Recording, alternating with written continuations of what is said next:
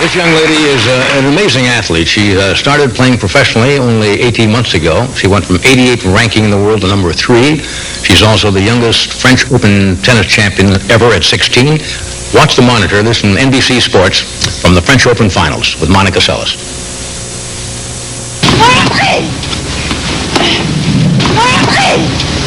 That's Monica you hear.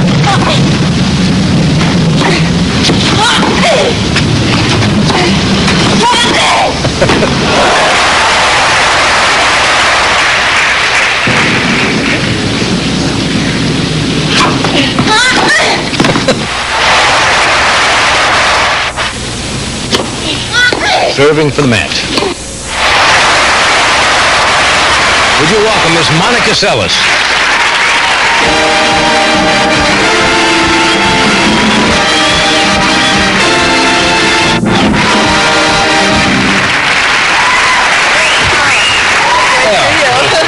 Nice to see you. Same here. Oh, you are a marvelous player to watch on the court. And I've never seen you all dressed up.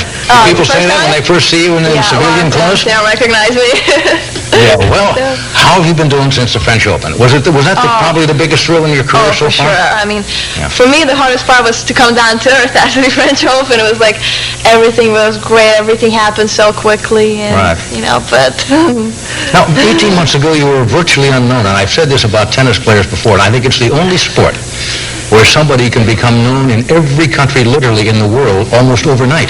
Football players in this country are generally known in England or Japan or something, or baseball players, but a tennis player, because you're out there without any helmet, the close-ups playing, you could go to South America tomorrow in Japan, and the reporters would be there. Oh, yeah. I mean, you can't go much anywhere without the people taking pictures and asking for autographs. Actually, one funny thing happens.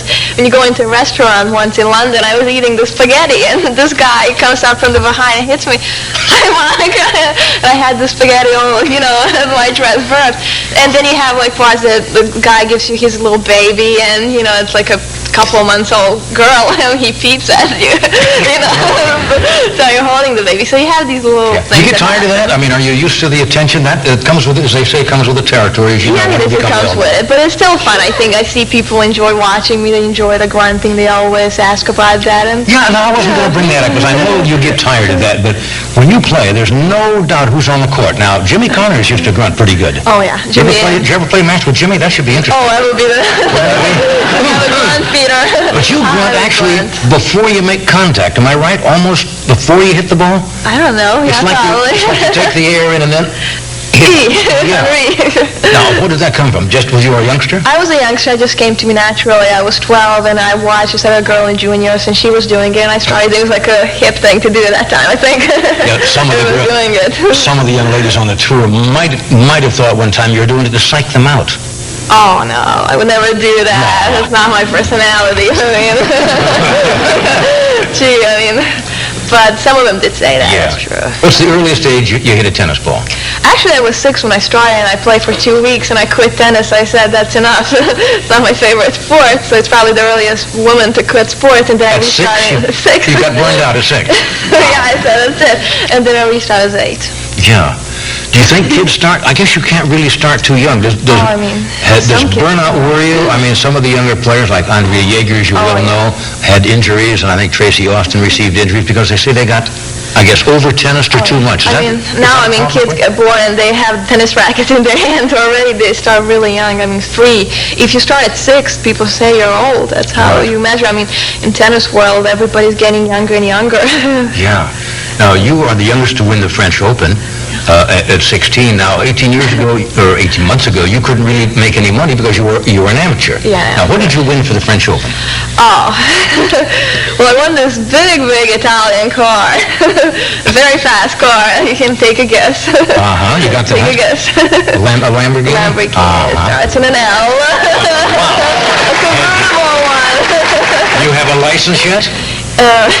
To drive this car? Yeah, with my parents, but I do know how to drive it. Yeah, I can drive it alone. Okay, so you're I got the key, so... It's close enough. Didn't they award you some prize money, too?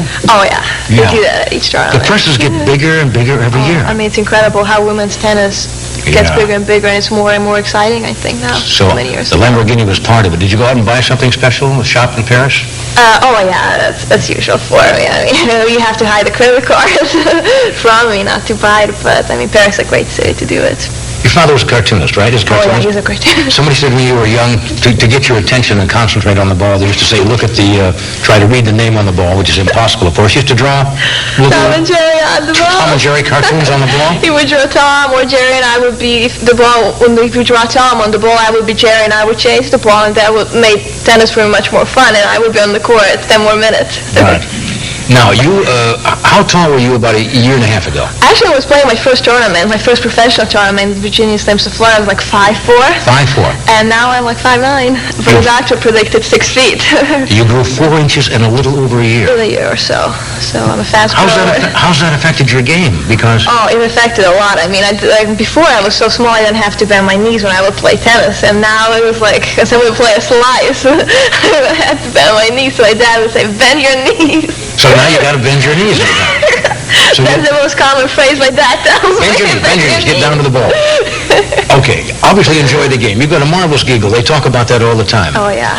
I said once I didn't want to go into the tennis history books known as the grunting and the giggling Monica Seles.